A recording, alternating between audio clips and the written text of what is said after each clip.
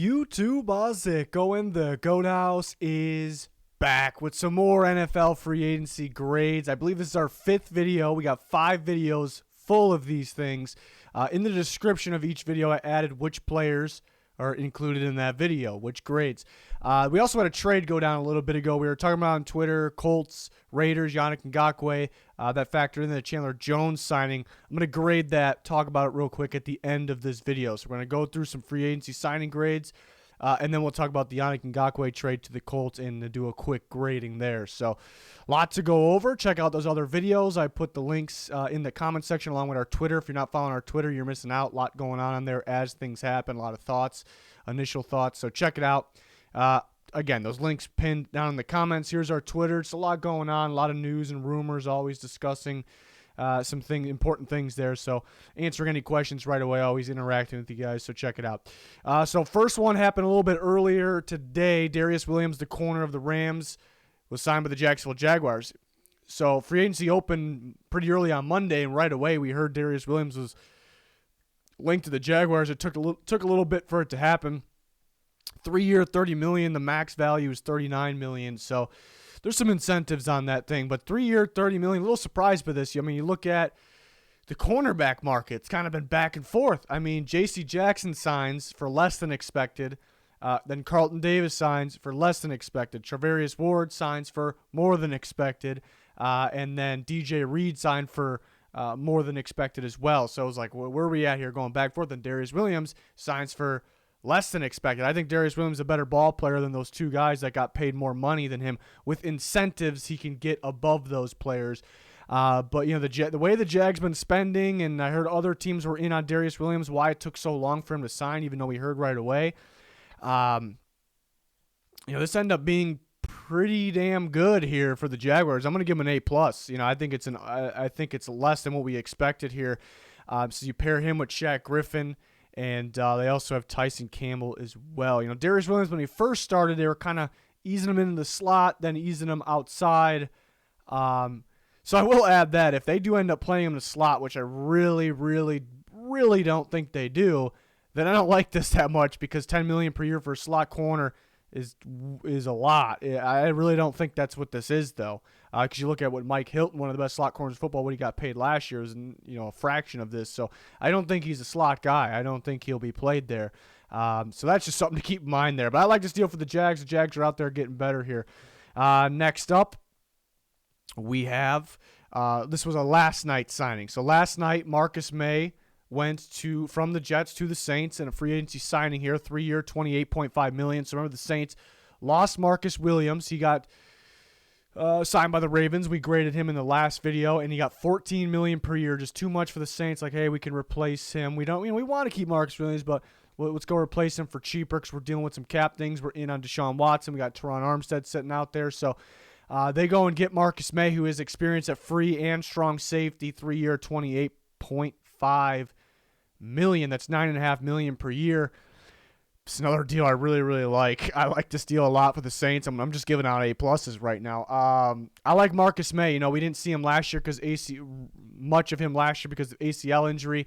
I'm not worried about the ACL. Players are coming from. It's a different time. We're in a different.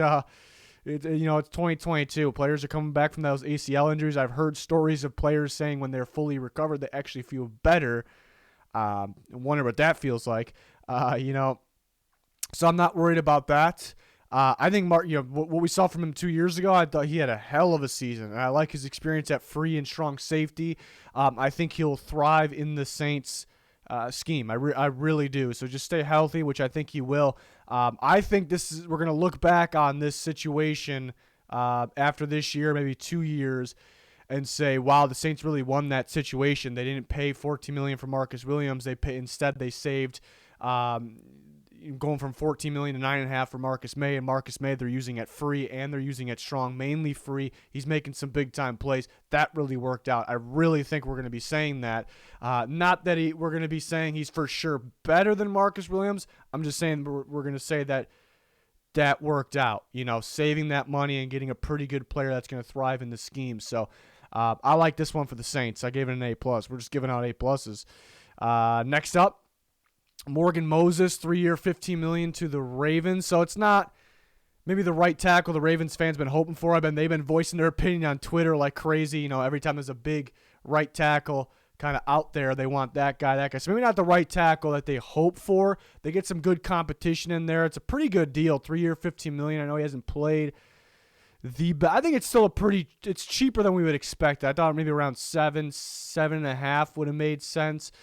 I think it's because he got the 3-year deal insurance. Enough with the 1-year deal. He's got 3 years, so it makes sense to get him a little cheaper here on the $5 million per year if you're going to sign him 3 years. So 2 things. Yeah, surprised that it's a little cheaper than expected. Surprised that he got the 3-year deal. I for sure thought he would get a 1-year deal, 2 maximum. So maybe a little bit of risk in that one, depending on how it's laid out. But for the Ravens, yeah, they needed. That's the thing with them. They got a couple guys that can play right tackle, some candidates to start in that spot, but they just don't have that sure thing there. So I think that's why everyone wanted that big-time player, because they got a big-time player on the left side, Ronnie Stanley, but can he stay healthy? So they don't really have – they got quite a few guys out there, but they don't have that firm, like, okay, we got a guy that's going to be in there playing high-level ball and stay healthy. So that's the tough part with this. It is pretty good. Again, with the value, $5 million, thought maybe 7.5. I think some of us kind of wish they just go get that guy, like I've been saying. So I'm gonna give this an A-. I think the value is so good that we got to keep it in the A range. But some questions there on who's gonna start. That's the thing. Is there a shot that he doesn't start, and then the per year bargain doesn't look that great anymore. So that's the tough part with this one. It's kind of a weird one, but looking at the value, it's looking pretty good. So I keep it in A range. I'm almost talking to myself to drop it down to B+. We're gonna leave it. We're gonna leave it for now. So the Giants side, Tyrod Taylor, 2-year, $11 million. With incentives, I believe that can get up to around $17 million. So you look at what the max. There's always those biggest incentive quarterback deals, because if they play and if they play well, it makes sense. It makes sense because some of these teams don't know right away if they're gonna play. I think it's a pretty good deal. Guy with experience, good for Daniel Jones, and then if he struggles, you have a much better backup than you had, with Glennon and Fromm in there. So, yeah, I like this one for the Giants. I mean, the tough part, I guess the downside is you kind of had to do this because you're very tight on cap. They're not adding any big players. We didn't expect them to add any big players. They've got a few players that can assist on the offensive line, start on the offensive line. So that's good.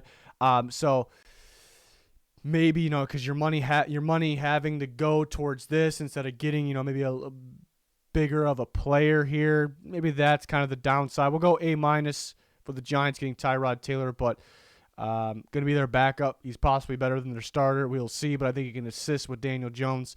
Next up, the Seahawks signed. This was a little bit ago. Uchenna Nwosu was one of my sleeper free agents. 2-year, $20 million. That's $10 million per year. Yeah, I like this one for the Seahawks. I like Uchenna Nwosu. He doesn't have this crazy sack production. He does get pressure on the quarterback. He can drop in coverage. You can align him different ways. You can technically be a blitzer as an edge rusher as well.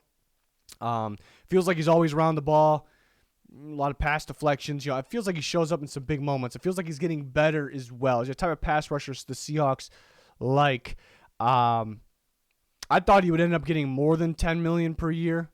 I thought a team would kind of gamble a little bit, do 12 million range. So a lot of good signings coming right now. Teams kind of waiting around a little bit and then striking at the right moment when maybe he does the players calm down a little bit on what they're asking for. So I like this deal for the Seahawks.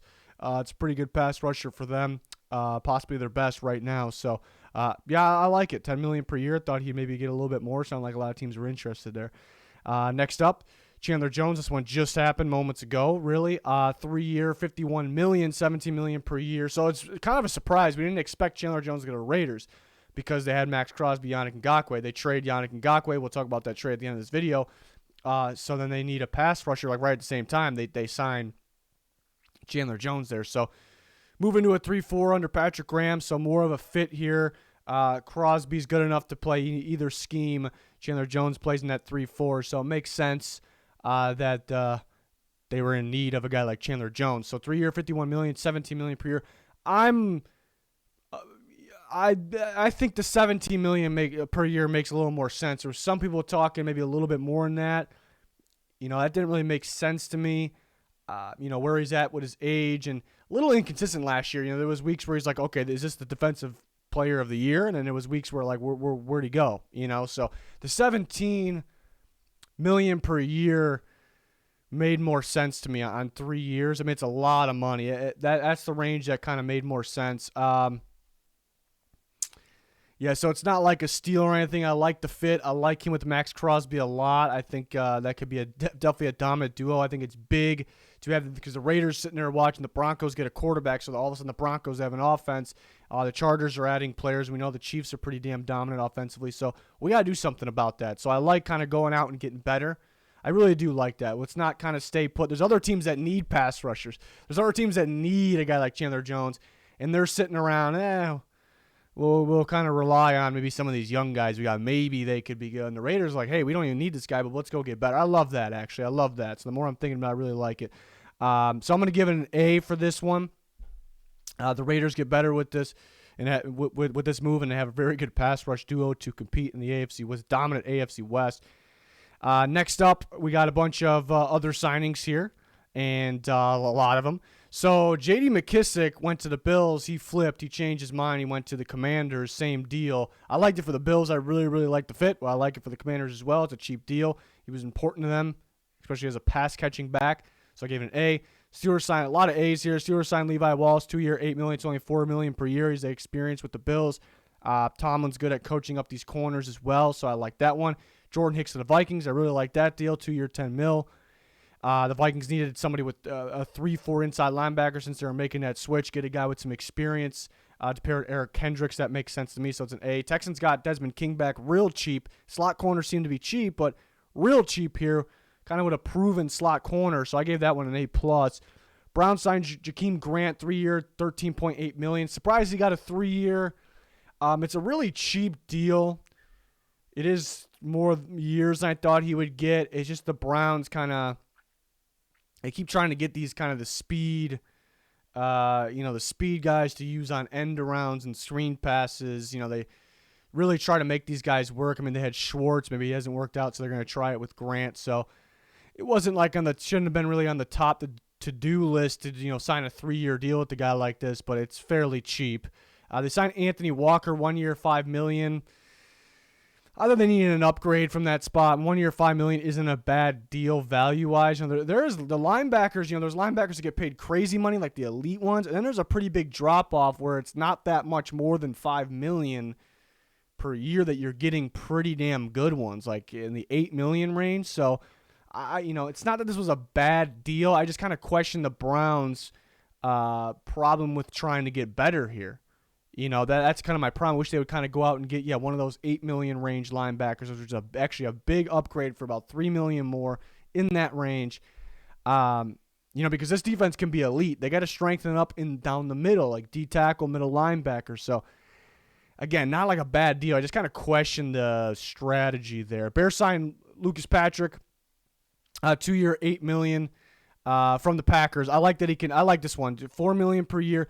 Well, there's something that I don't like is that let James Daniels go. What are they trying to do with the offensive line? They need to get it better, but they're kind of getting guys that aren't bad but aren't as good. So I don't love that, but is that actually the case? Because then I wonder if Lucas Patrick's just going to play center, which I actually think he will. He has experience at center and guard, so I kind of like that idea. Let's see what else they do to that offensive line because it's supposed to be getting better. You don't want to actually make it worse. So it's kind of to be determined here. But 2-year, $4 million for each of those years in his contract. I kind of like the value. I liked his experience at both, so I gave it an A. They signed Nicholas Morrow, 1 year, $5 million. Surprised he got 5, but maybe a little bit less than that would have made sense. But a guy we didn't see any of this year, showed some promise the year before. I kind of wonder, is he going to start? Is he going to be a rotation guy? Eberflus's scheme, the middle linebacker isn't super valued. It's more that weak side, which we think Roquan Smith's going to play, which he has been playing middle in a 3-4, so he's going to go to that spot. So in that scheme, they don't really value the middle linebacker. It's kind of the next man up, and they kind of make them look better than what they are, so that could be the case there. So I gave it a B. Raiders signed Bilal Nichols, speaking of the Bears, 2-year, $11 million. I think he'll fit Patrick Graham's scheme. I think you can kind of get more out of him. Somewhat of a cheap deal, so I like that one. Patriots go Terrence Mitchell. 1 year, $3 million. Cheaper deal, but a guy, going from cover 2 to man-covered scheme. Wish that... I don't know if I really like the angle of the Patriots here and we're kind of making themselves worse, and is he a fit? And, then they could have done a little better there. But so I gave it a B. It's a cheap deal. Panthers signed Dante Foreman, 1 year, $2 million. I gave that one an A+. Foreman legitimately got better at the end of last year. Like, he was running very, very well, great vision, quickness, kind of had some home run runs. I look at that playoff game. I was calling for him to get the ball more for the Titans. I think they could have won the game. It's crazy to think about for Foreman to get the ball more. Maybe Derrick Henry get the ball less. Wild to think about, but that was actually the case. So pretty good insurance there with, honestly, I think he's probably better than Hubbard. But that's kind of a good duo if McCaffrey goes down. Maybe they trade McCaffrey. I don't think so. I like that deal. 1 year, $2 million. I think Foreman legitimately got better. Not just like a random fluke thing or something like that. Colts signed Matt Pryor, 1 year, $5.5 million. Gave it an A-. That's kind of in that range of like you pay the tackle that much money to, because most teams you'll pay a tackle big money because he's our starter, and then you pay him dirt cheap. Some teams that guy's a backup. Kind of in the middle here. We're not really in the middle because it's not like close to the ridiculous amount of money, but I mean, you don't really pay a guy $5.5 million to sit on the bench. You pay him $5.5 to maybe start. So there's some maybe in here with the Colts. But Pryor gave him some good play when he's got on the field in his career. Remember, he's coming from the Eagles. He's had some pretty solid play. So this one is a little tricky. It's like, are they going to end up paying him because they maybe want? It's kind of that deal where it's like, yeah, you might have to start. Maybe we can get better. Maybe we want to get better there. So is it going to be sitting with that $5.5 million? It's a little tricky, but overall, I still think he's got upside, and he's probably worth that. It's an interesting one. Seahawks signed Artie Burns, 1 year, $2 million. I mean, it's a cheap deal. I just don't love it. I think the Seahawks got these kind of guys that are, they're maybe below average, maybe starting for us, but probably shouldn't be. We probably should be getting better. So does this mean they're going to keep? And I kind of undervalue the cornerback position compared to most, but does this mean they're going to keep extremely underrating the cornerback position? I just didn't really see the point of this one, even though it's a cheap deal. The Jets signed Joe Flacco, 1 year, $3.5. I mean, having his knowledge in there, good backup, a good experience, obviously, won a Super Bowl. That's solid. 1 year, $3.5. I believe they tendered Mike White. And you look at Chase Daniels getting 2 year, $2.25. So was this necessary spending? It's not the worst deal. It's good to have a guy like that in there. So I'm kind of in the middle there with the B for Joe Flacco. Like we said, we were going to talk about this trade and grade it real quick. So the Colts got Yannick Ngakoue. So the Colts needed a veteran pass rusher. They needed one for some time, and they kind of were ignoring that. And they went and got one that's played under Gus Bradley. I think it's weird that Gus Bradley always brings a lot of guys with him. But they get a guy that's played under Gus Bradley last year. He had a very good season with the Raiders, and they get better at the pass rush position in Ngakoue and Kwity Paye there. Maybe a guy like Deo Odangbo is a very solid rotational guy if he stays healthy. And the Raiders get Rock Ya-Sin, which is, they needed more corner help. They probably want to get even better in that. We'll see if they add somebody else. But very surprised that it was a straight-up deal. Just straight-up player swap. I was trying to, because we didn't hear the details right away. We thought we didn't. And I was trying to predict what pick is going to the Raiders. This might be a pretty decent pick. And they get, I was trying to think, is it going to be a 4th-round pick? Maybe it's a 5th. Maybe it's even better, and there's no pick. So that's a little confusing. They got Chandler Jones around the same time, so some people will probably say, well, they needed to get rid of Ngakoue because they had Chandler Jones. And not necessarily. They had loads of cap space, and you don't just give it. There's no excuse to just give a guy away. So as you could tell, I really like this for the Colts, and I really, really don't like it for the Raiders. I gave the Colts an A+. I don't like how they just stay quiet in free agency as much as they do. They're always good for a trade, though. It's a pretty good trade, obviously.